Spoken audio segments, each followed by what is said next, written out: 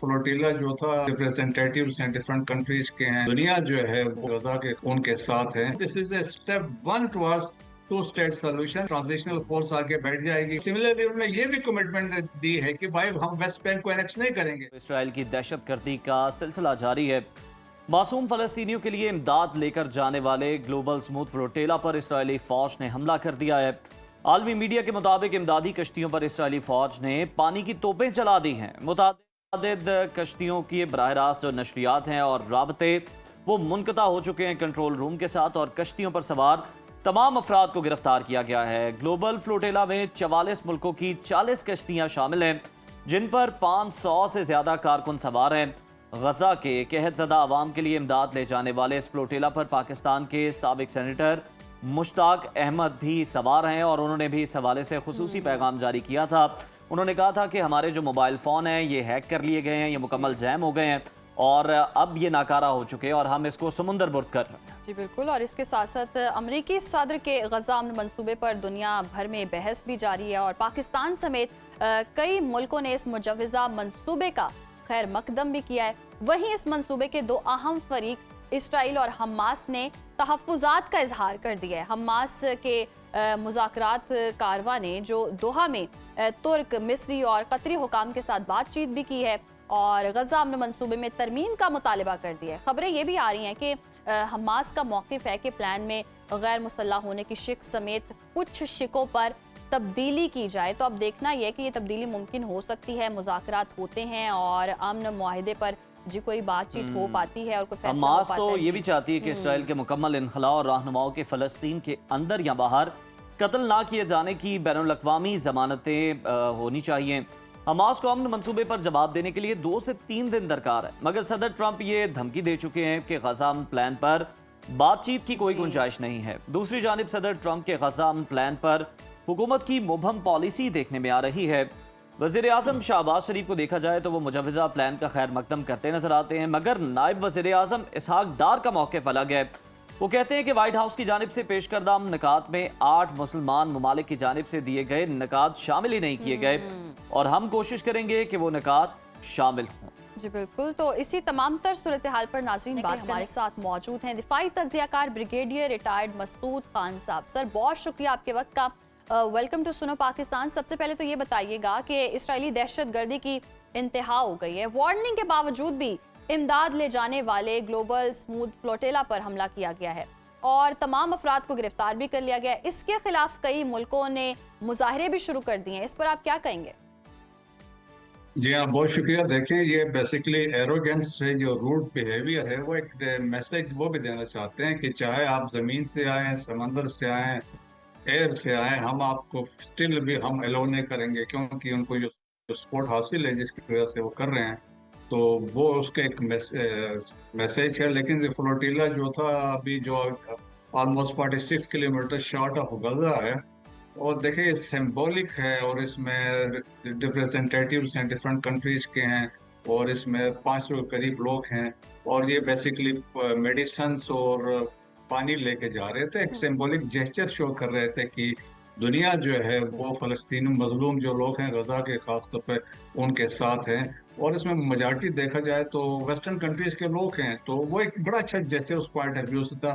लेकिन ये Israeli threat महसूस कर रहे थे, अगर ये पहुंच जाते हैं तो इट विल गिव वे तो बाकी भी लोग पीछे आना शुरू हो जाएंगे, तो वो वाला इसमें फैक्टर है।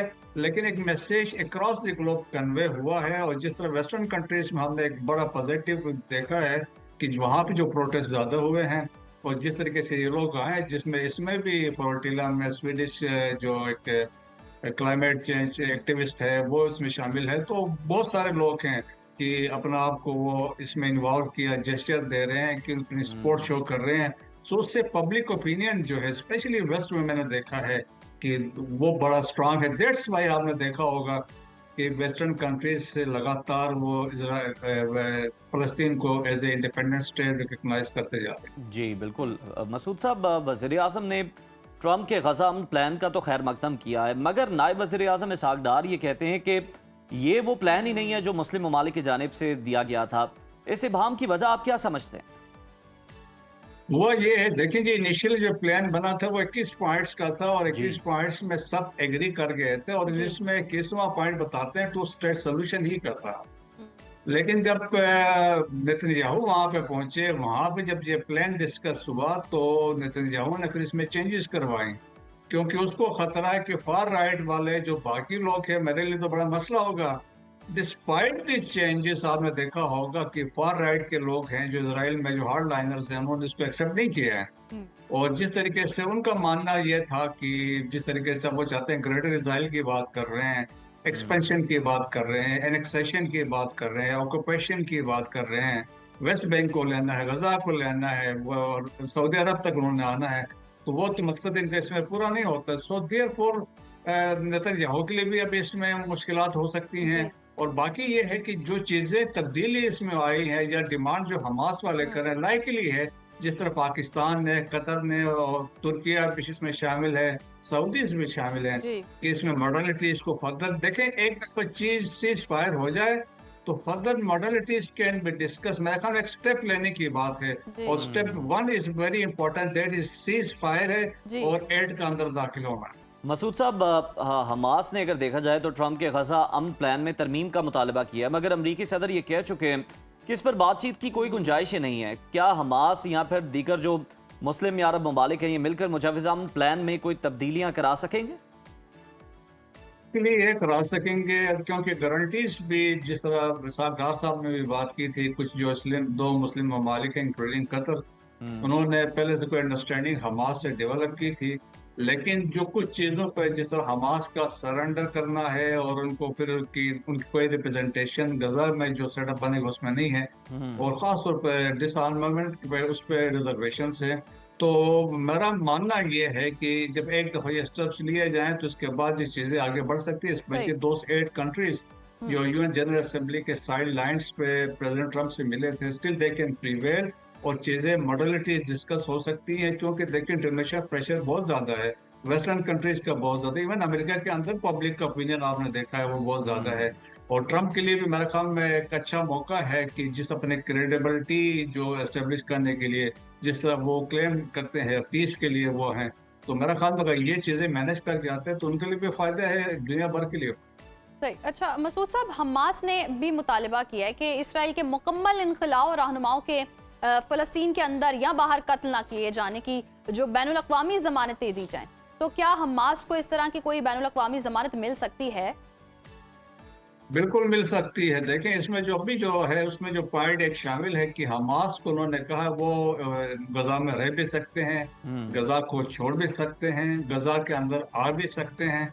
सो जब देखें कि जब एक ट्रस्ट एस्टेब्लिश हो जाता है between the all the groups, तो फिर ये तमाम चीजें पॉसिबल है। और सब्सिक्वेंटली मैं कहता हूँ this is a step one towards two state solution. देखें ना, इस पूरे वाकये के बाद जो प्लान बना है उसमें गजा को उन्होंने रिकग्नाइज किया, मान लिया कि हम इसको ऑक्युपाई नहीं करेंगे, एनेक्स नहीं करेंगे, कुछ नहीं करेंगे, it will be handed over to Palestine जो गजा के लोग हैं, और एक ट्रांजिशनल फोर्स आके बैठ जाएगी।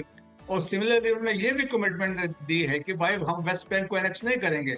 सो देयर बाय इसका मतलब ये है कि वो मानते हैं कि आइडेंटिटी है फलस्तीनियों की वेस्ट बैंक में भी और गजा में। सो देयरफॉर वो इसका यही मानना है कि टू स्टेट सोल्यूशन है, अल्टीमेटली टू स्टेट सोल्यूशन पर जाएंगे। देखें, खाली अभी तक अमेरिका की सपोर्ट है, बाकी रस्ट इंटायर वर्ल्ड जो है they are with the Palestinian people. तो मेरा ख्याल अल्टीमेटली देखें इट विल टेक टाइम, क्योंकि बड़ा पेचीदा मसला है। लेकिन मेरा मानना यह है कि हमें एक स्टेप वन लेना चाहिए, सीज फायर हो, जो खौफ की फजा है वहाँ पर लोगों के मसाइल में कमी हो, बच्चों में जो नफ्सियाती मसाइल पैदा हुए हैं, खाना नहीं है, जो किलिंग्स है, फेमन है, जी उसको एड्रेस करना है, और इसके बाद इमदाद को अंदर लेके आना है। इसके बाद ये बातचीत जिस तरीके से वो ऑर्गेनाइजेशन आती है, ये बोर्ड ऑफ पीस है, उनके थ्रू बहुत सारी चीजें एड्रेस हो सकती हैं। जी बिल्कुल, आप ठीक कह रहे हैं कि बोर्ड ऑफ पीस बनेगा, चीज़ें हल हो सकती हैं।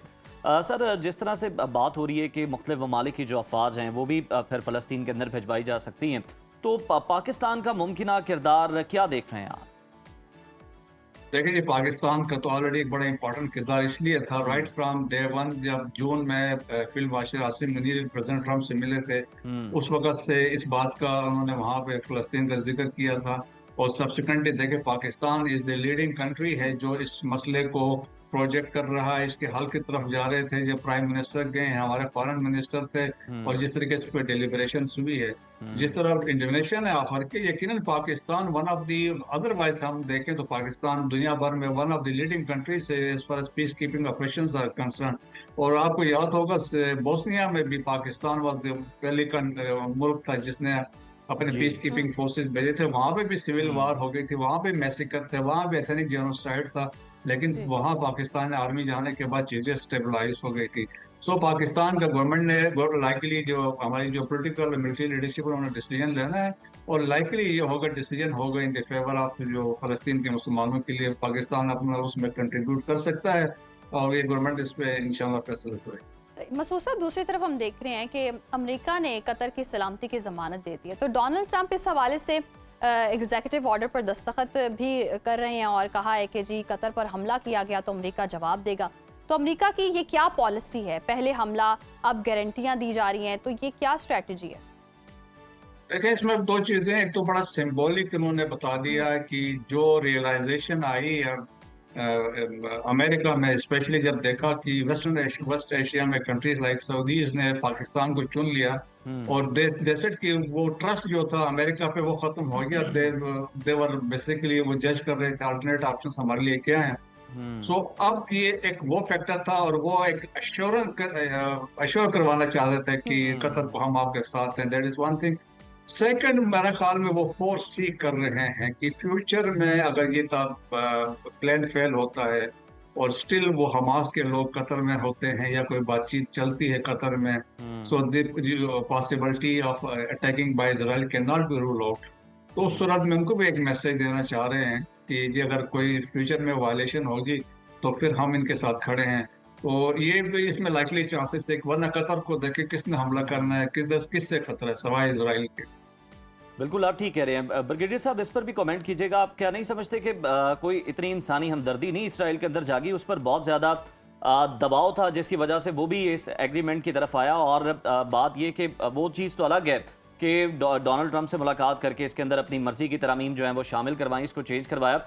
नेतन्याहू का एक वीडियो बयान बड़ा गर्दिश कर रहा है जिसमें वो ये कह रहे हैं कि जिस तरह से लोगों की हिमायत मिल रही थी, दूसरे ममालिक ऐलान कर रहे थे कि हम फ़लस्तीन को तस्लीम कर लेंगे, यूरोपीय ममालिक, तो हमने टेबल ही टर्न कर दिया है। ऐसी बात नहीं है। देखें, नेतन्याहू बहुत सख्त डिफेंसिव पे चला गया है, और मैं कहता हूँ अभी इसके बाद जब वो जाएगा, इसके लिए ये जो प्लान का एग्री करना can prove to be his Waterloo होगा इसके लिए। हम जिस तरह फार राइट वाले इसको अपोज कर रहे हैं, तो उनके लिए मसला वो बहुत अंडर प्रेशर था, और बताया भी यही जा रहा है कि प्रेसिडेंट ट्रम्प ने उसको काफी सुना के ये चीजें करवाई हैं।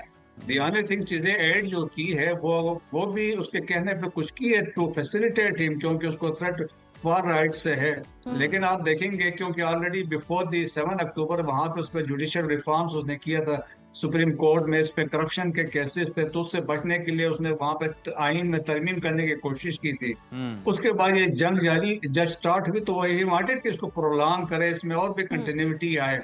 अब इसका मसला ये है कि ये जेल में भी जा सकता है, गवर्नमेंट भी गिर सकती है, तो इसके लिए बहुत से मसले मसाइल इसमें हो सकते हैं। डिस्पाइट ऑल हिज एफर्ट्स, जो वो लोगों को पब्लिक ओपिनियन इजराइल के अंदर देखे, मेजॉरिटी लोग जो हैं, एक तो वो चाहते हैं कि पीस हो फलस्तीन के साथ, और सेकंड वो चाहते हैं होस्टेजेस हैं डेड आर अलाइव उनकी वापसी वो चाहते हैं। स्पेशली इवन जो यूरोप में यहूदीज बैठे हैं, देखें वो तो अमन की बातें कर रहे हैं, लेकिन ये फार राइट है, बहुत रेडिकलाइज्ड लोग हैं, और या वो लोग जो हम जिसे कहते हैं क्रिश्चियन जायोनिस्ट हैं, वो इसको सपोर्ट कर रहे हैं। लेकिन मेरा ख्याल में अल्टीमेटली देखें कि प्रेशर इजराइल पे आएगा और नेतन्याहू पे आएगा, फार राइट वालों पे आएगा। सही, ये प्रेशर इजराइल पर आएगा और डोनाल्ड ट्रंप पर भी आ सकता है। मसूद साहब हमारे साथ मौजूद थे, बहुत शुक्रिया आपके वक्त का।